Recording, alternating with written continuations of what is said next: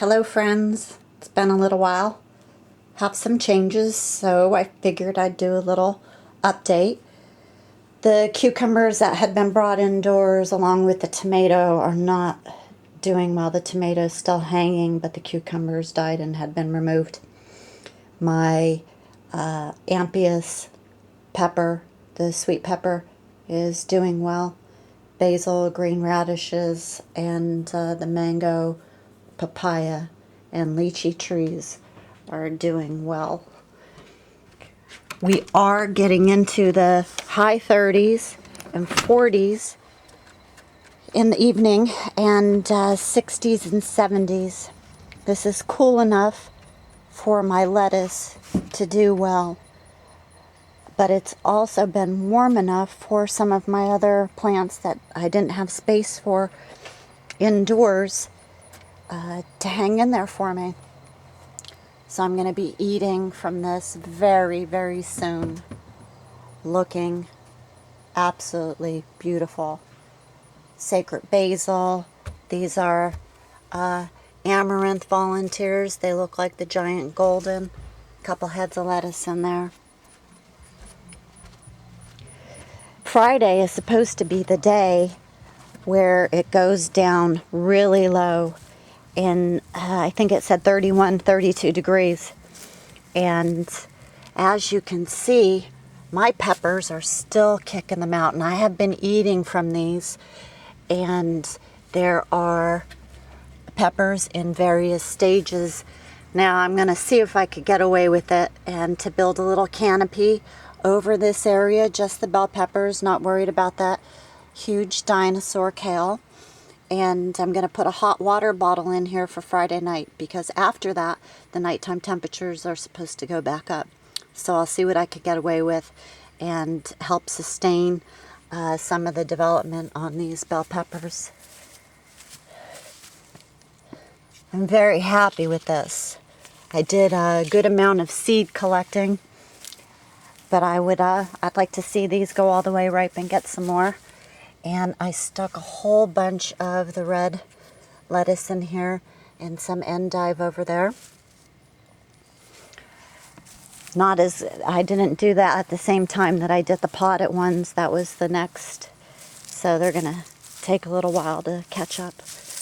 And then over here, because I figure that the strawberries aren't going to be spreading all that much, I did endive. The endive out back is just getting hammered. The animals are eating it down, and because the roots are still intact, it grows back, but as soon as it gets more leaves, boom, they're back on it. So I decided to bring some of those up. I harvested some marigold flowers last week, and I'm drying those to have those for winter tea. A little sunshine in a cup.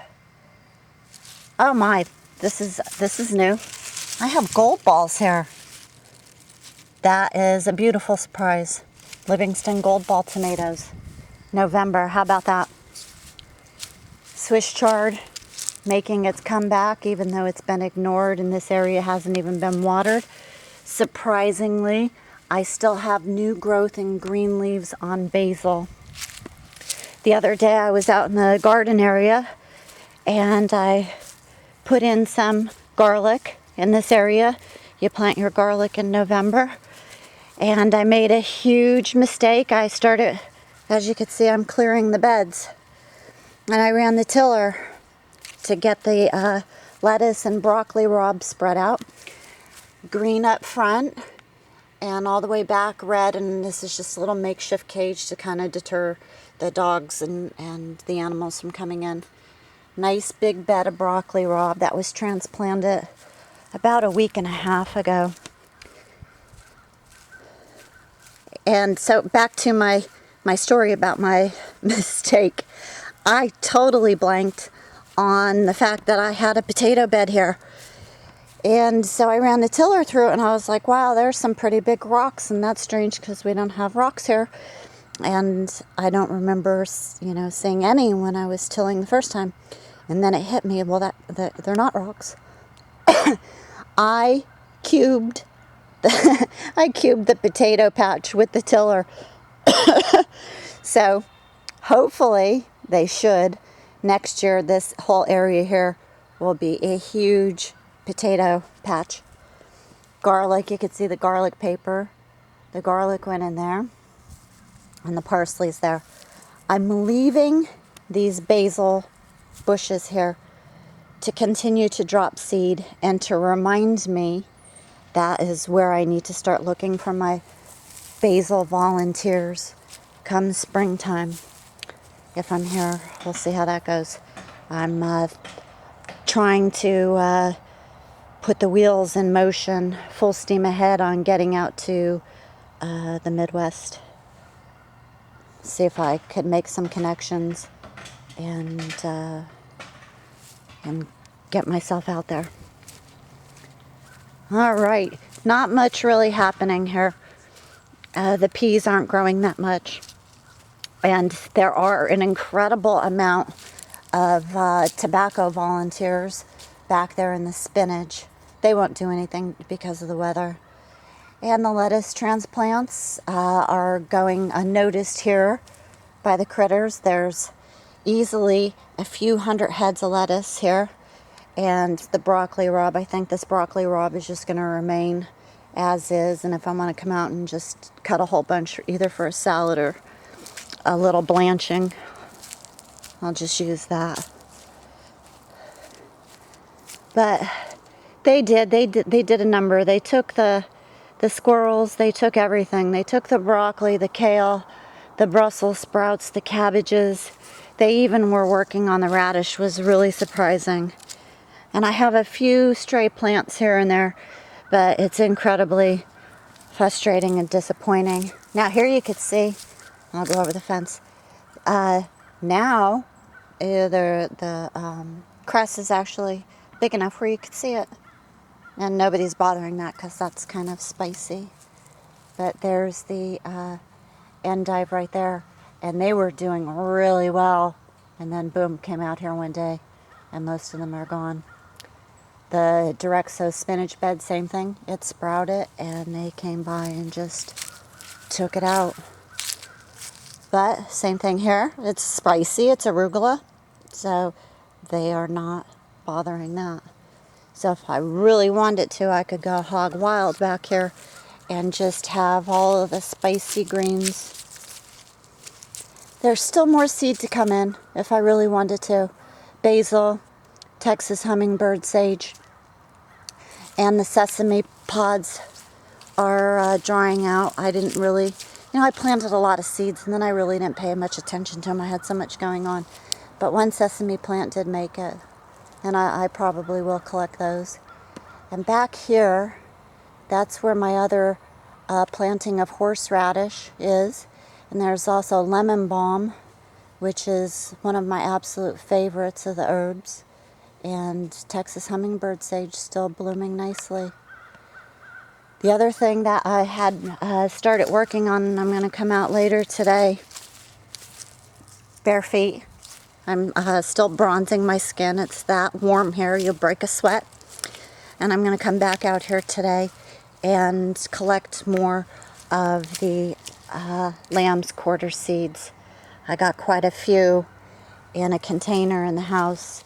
And they're dropping pretty quickly, so I should get back out here ASAP. Pineapples.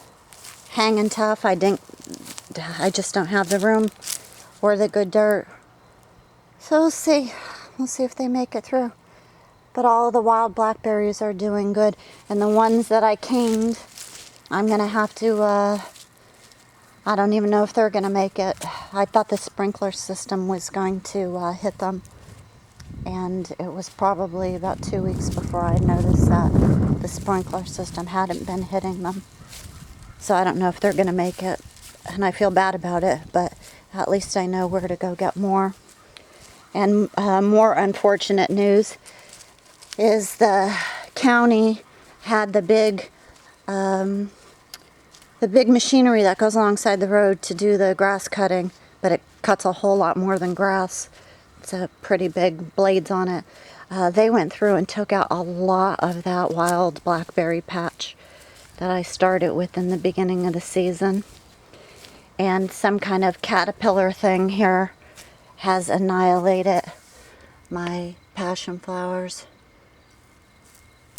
And I'm going to try to find more of those.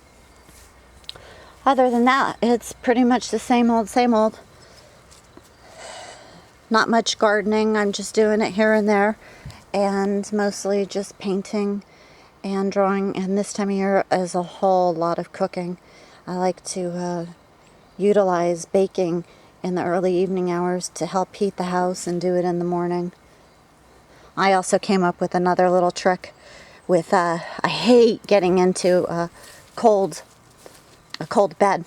So after I run the laundry, the dryer, I take the towels and the clothes and I throw them in my bed where I'm going to be laying, and then I heat my spot up like that instead of an electric blanket. It works out well. Okay, I'm going to stop my rambling and get back to the artwork. I hope you guys are doing well, and in spite of the continual onslaught of news, that you're remaining happy and optimistic. I'll talk to you later. Love, arrivederci.